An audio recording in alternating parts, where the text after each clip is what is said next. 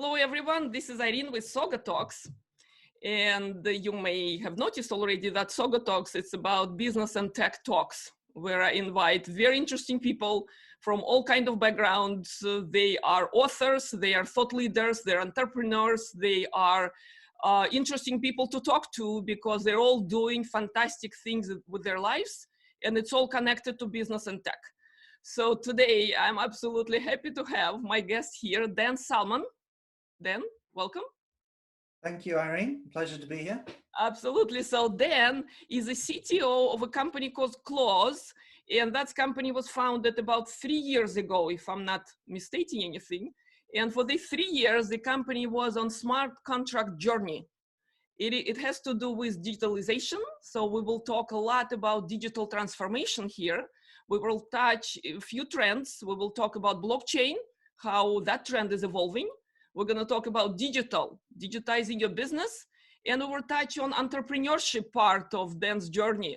So Dan is a fantastic speaker. We've met a few years before. We both worked for IBM at some point, but it's amazing to see where our IBM colleagues taking their lives after IBM and what are the new journeys they're on. So Dan, welcome again.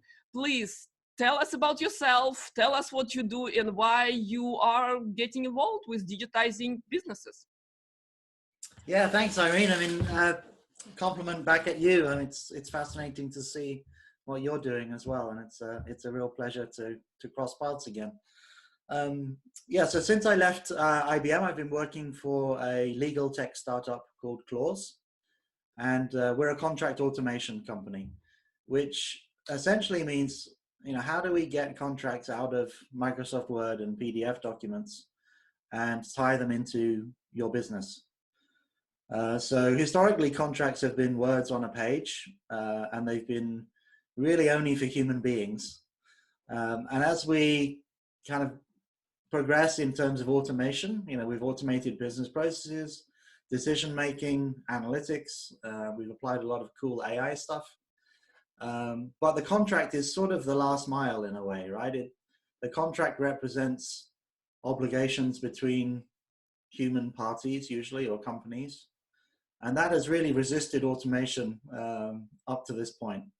So we've set ourselves this big challenge to try to help companies sort of first digitize their contracts, so get a machine-readable representation of the contract, and then start to automate them, connect them to systems, and ultimately to do that at scale, right? To potentially manage tens of thousands, hundreds of thousands of contracts at scale.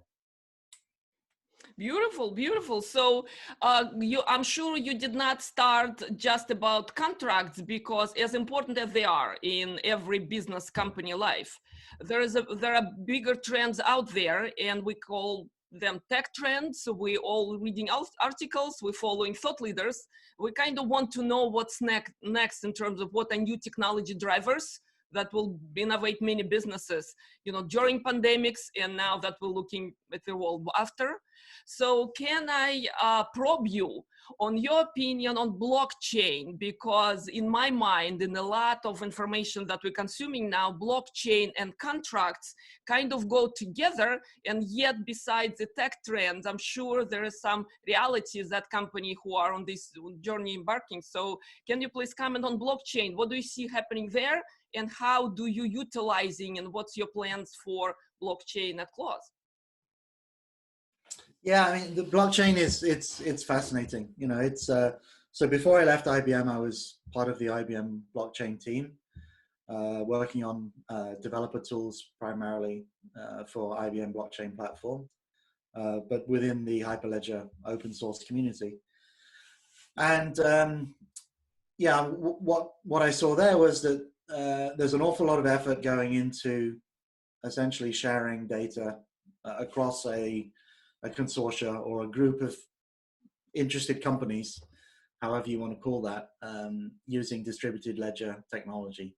So it's really about data sharing, right? It's like, okay, you and I, we want to do some sort of transaction. We've decided that I don't fully trust you, you don't fully trust me. So we're going to put some distributed infrastructure in between us. We call that a blockchain. And we're going to use that infrastructure to share state. So we'll spend a lot of time probably deciding, okay, well, what state do we want to put on the blockchain? You know, what's the shape of that state so that we can both understand it, read it, and write it. And that, I think, represents probably 80–90% of the engineering effort that has gone into blockchain.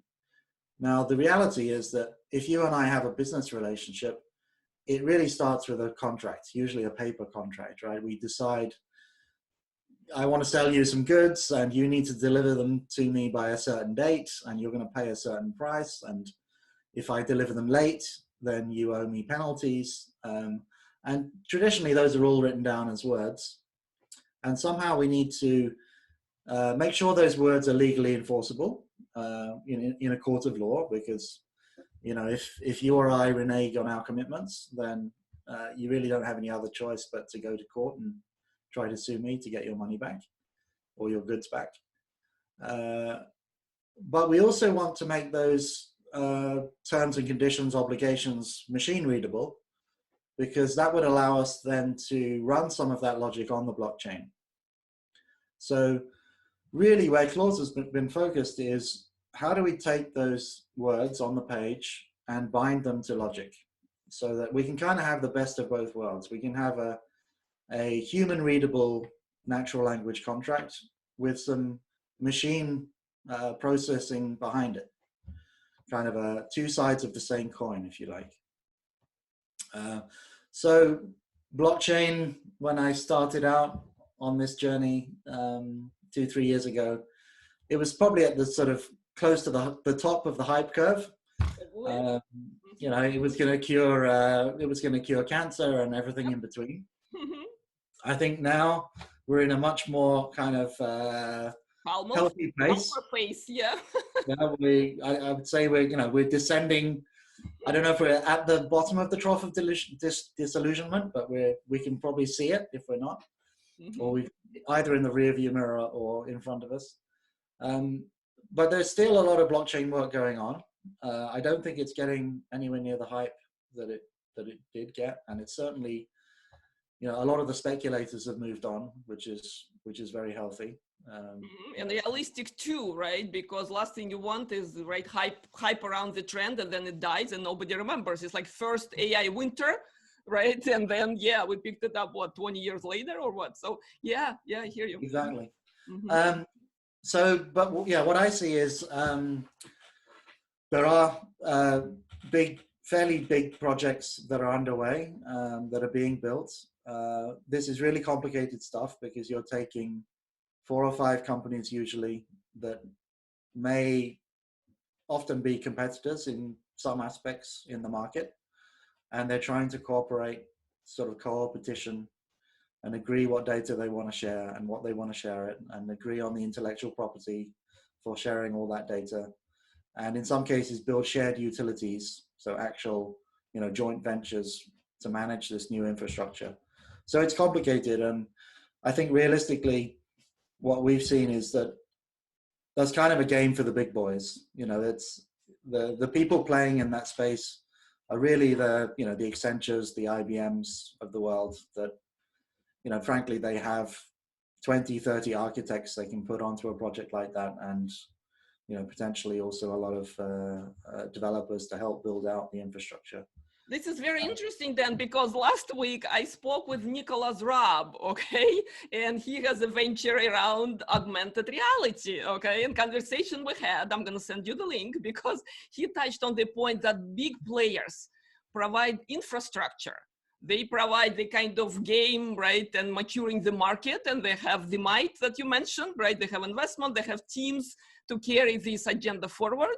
And smaller company, at least what he's seeing around augmented reality is that they have a chance to build solutions, those things that are platforms, right? That are not accessible for larger players. So what do you think about that? Because what I hear from you, it's quite controversial, which is good. That's what we want here, different point of views.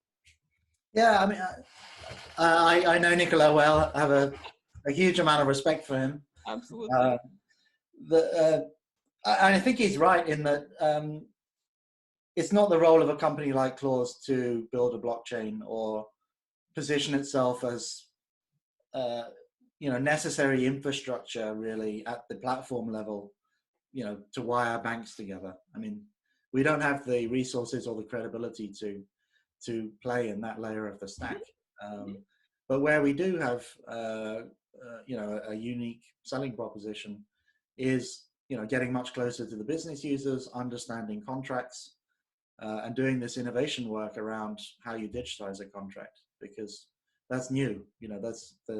It's not a question of building the pipes, which someone like IBM is very good at.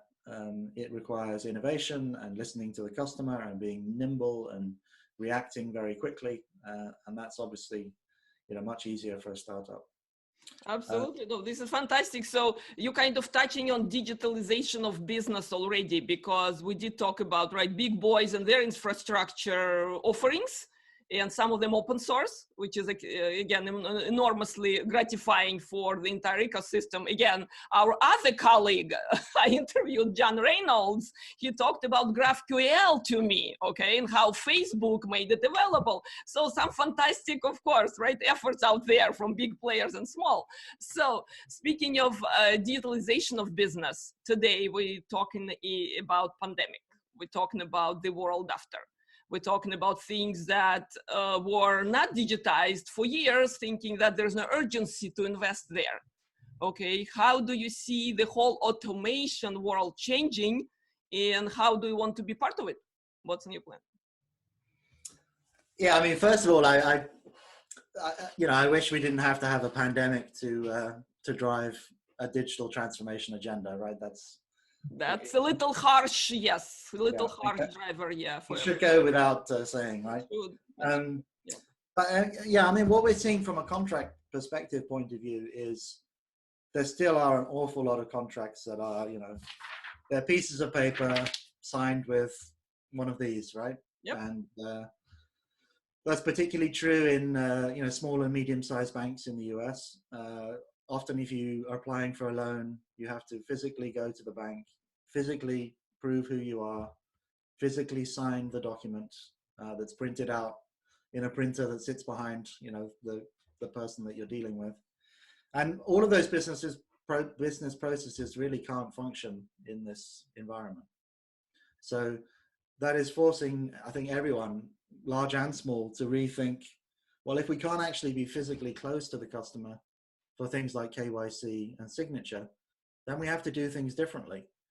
And I mean, luckily for those companies, the solutions exist. They just haven't deployed them. DocuSign is an investor in Clause. DocuSign are the leader in e-signature. So for the last couple of months, a lot of the work that we've been doing is helping companies move from move from e-signature, which is great. It's kind of a necessary prerequisite. But how do I take the results of e-signature and automatically drive it into my back office systems? So I've gathered all this data in an electronic form. It's been digitally signed, as a PDF. But we want to grab all of that data off the PDF and send it to the back office system automatically. And there's still an awful lot of low-hanging fruit there. The reality is, and you probably know this and have seen this, is there's a lot of this swivel chair business process, right? It's like, oh, Irene has signed the document. Now I need to type all of those details into this other system so that the back office processes can then take place.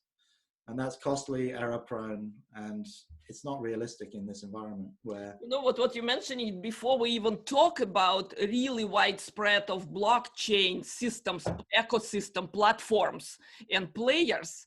This first step is kind of move businesses in a way that they do less of these swivel chair operations. And I guess they need to, right, this is the first necessary step, which will be pain, I'm sure, for many businesses, because this is not what they plan to do. right? But at the same time, as they gain confidence, as we know, with process automation, right? As the one small success comes, so it should not be a huge difficulty to move forward. But this is amazing how, yes, how pandemics moved this trend. And yes, I'm with you. I wish it was done a little bit different. So what can Yeah. we talk about in terms of front-end processes and back-end processes? Because once you start looking at contracts, of course, you're discovering step by step how many necessary operational steps are there.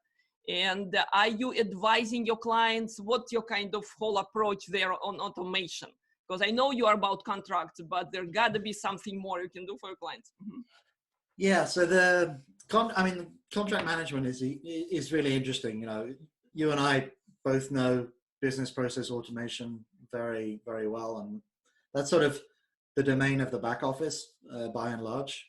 Whereas contract lifecycle management is a kind of a well-defined category, but traditionally it really it starts with perhaps drafting the contract, then you go through negotiating the contract, redlining.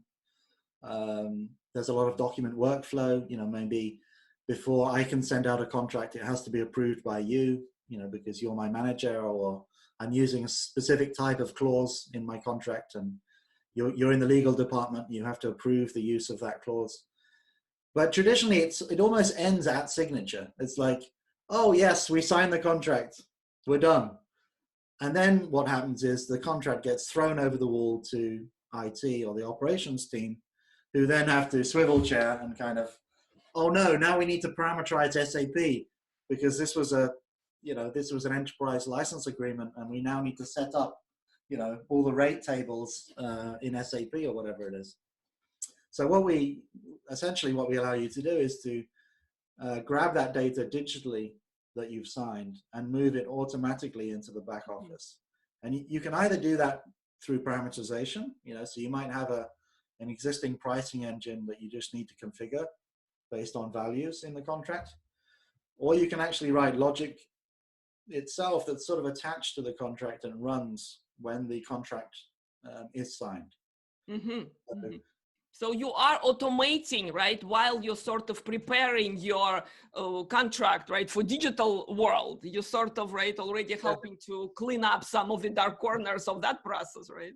Yeah. So, you know, in my first sort of supply chain example, where you know, you're buying some goods from me and I have to ship them to you by a certain date, and if they're late, there's a penalty. That's an acceptance of delivery clause in most supply chain contracts. And we actually have some logic that sits behind that clause that will be monitoring when the goods arrived. And then you can work with your IT team to connect that clause to your IoT platform or your warehouse system, so that whenever the goods arrive, you know, they're maybe scanned with a barcode or RFID, that electronic message will be sent to the contract. And it's the contract itself then that will know, okay, on this date, the goods arrived, therefore I can release payment to Irene. Which is quite a different way of thinking of process automation. It's like everything is driven by the logic of the contract, because fundamentally those are your obligations, right?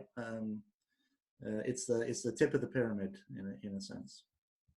Interesting, absolutely. So we did talk about technology drivers, and from my understanding, this trend, it will only grow on us, because frankly, yes, you see every kind of analytical firm predictions for this year and 5 years ahead.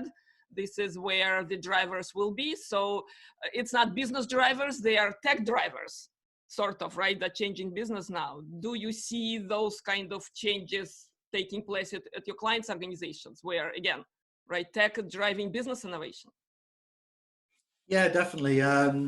So legal technology is pretty hot at the moment, because it is one of the sort of, you know, the last unconquered areas almost, right? The way that contracts are managed and negotiated, it has evolved, but there's still an awful lot of filing cabinets and Microsoft Word and kind of Dropbox, PDF.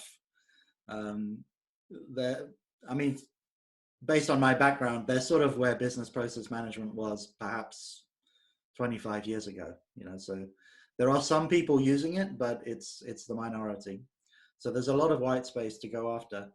And the reality is that most large companies, they spend perhaps 5% of their revenue on contract management.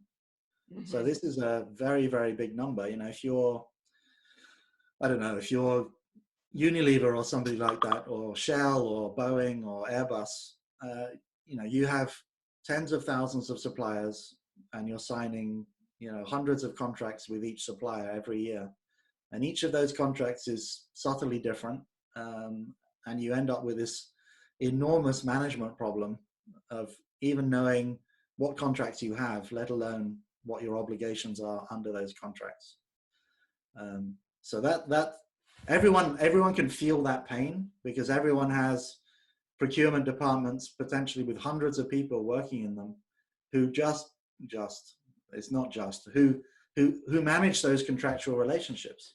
And by and large, that's done in Microsoft Excel, with, sending emails, frankly, between all the people. human errors involved, right? And of course, all the manual showstoppers here and there. Absolutely. And Like, Irene, why didn't you pay me last month? There's a lot of people just doing that, right? Exactly. And it's not very efficient way, I'm sure. But guess what? When there is an efficiency, there is an opportunity, don't you think?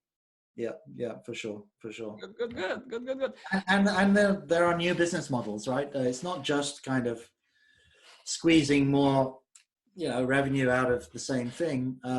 If you can do this thing at scale very efficiently, kind of machine to machine, suddenly there are new business models open up. So things like, rental car, where the contract might charge you per mile or based on the zip code that you enter when you're driving.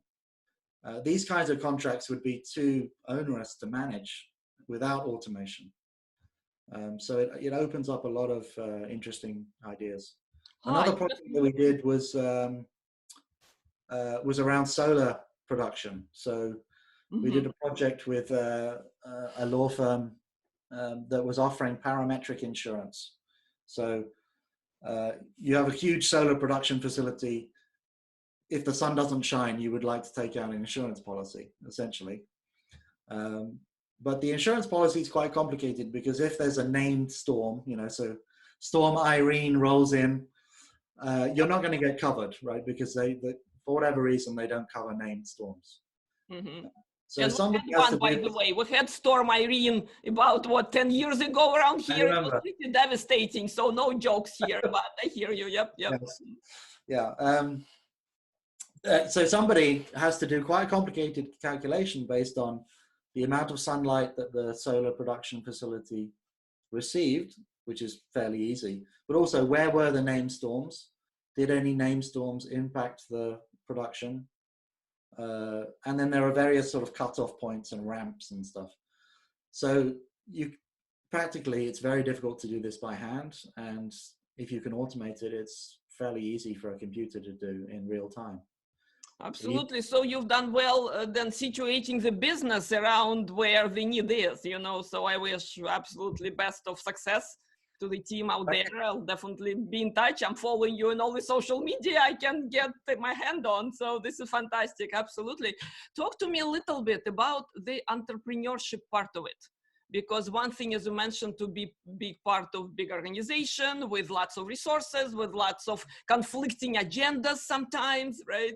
And how did you step into completely different world where you are the owner, you are responsible, right? And take all the responsibilities for anything and everything that happens there. So what's your take on that? Yeah, it's been fascinating. I mean, and I'm still very much on that journey, right? I mean, I've been CTO for 2 and a bit years. So, I still get imposter syndrome occasionally. I'm sort of like, hang on a minute, am I making the right decision? But it's been a wonderful opportunity. The ability to kind of impact real change, not just kind of technical change, but sort of cultural change, has been great. And I like to think I've sort of stolen good ideas from from IBM and BEA Systems and iLog and all these different little companies and big companies that I've worked at. And we've come up with sort of what I think is quite a nice kind of blended approach that allows us to go quite quickly, but to build solid engineering and have a happy team, which is that is absolutely enormously fantastic. You know, I'm using this kind of bad language here because being part of the team where you know that you are on the exact same page and where you all own responsibilities, because when you're a small team, there's no way of hiding anywhere, right, behind other people's decisions. So this gives you, I guess, some adrenaline, right, to run on, because otherwise who else is doing it, right, if it's not you? So that's quite different, yeah. And from business standpoint, are you changing any of your strategies and priorities now? Because of course, every business rethinking, what are the right goals? What are the immediate, need of my clients? Mm-hmm. Yeah, I think we have. I mean, they have evolved. So yeah, as I said, when we started, blockchain was the big new thing. So we definitely put a much greater focus on blockchain at the beginning. What we found, though, through conversations, you know, with prospects and clients, was there's sort of two things going on. There's contract digitalization, which is like one axis, and then there's, well, where do you want to deploy your digitized contract? And blockchain, unfortunately, sort of conflates the two, because what we found was a lot of people want to get the benefits of contract automation and digitizing contracts, but they're not ready for blockchain, and maybe they will never be ready for blockchain. So we really had to sort of decouple these two things, so we could have two conversations essentially. It's like, well, first we can help you digitize your contracts, and you will get these benefits, and then based on your relationships with your counterparties, you might want to think about deploying them to blockchain because you'll get these benefits. But they're a different set of benefits in most cases. So the reality of the market is we've seen great uptake and interest in contract digitalization and far less in deploying the blockchain. And I think it's, like I said, it's partly a byproduct of just the size of our company and our ability to reach those large consortia, you know, that are working on the blockchain projects. But I'm hopeful, you know, once that infrastructure layer is built out and trusted and solid, then they will have this legal problem that, you know, at some point, someone's going to arrive with a Word document or a PDF, and they're going to say, this is the logic of the contract, put it on the blockchain.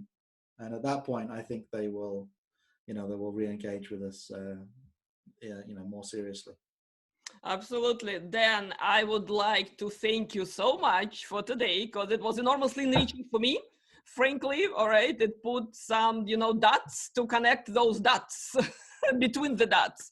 So then I wish so much success to you and the team, and let's keep in touch. I am just one click away in case if somebody else would want to talk about your new development, your new achievements. Absolutely, because I'm planning to grow SaugaTalks. I'm very dedicated. It's not easy. I'm learning every day something else, okay? That YouTube is one thing, LinkedIn is another, and Instagram, and now TikTok, okay? So if you have a dancing team member willing to present smart contracts on TikTok, definitely. Not me. So meanwhile then, thanks so much. Thank you. Yep. Thank you, Irene. It's been a pleasure. Thanks. Bye. Bye.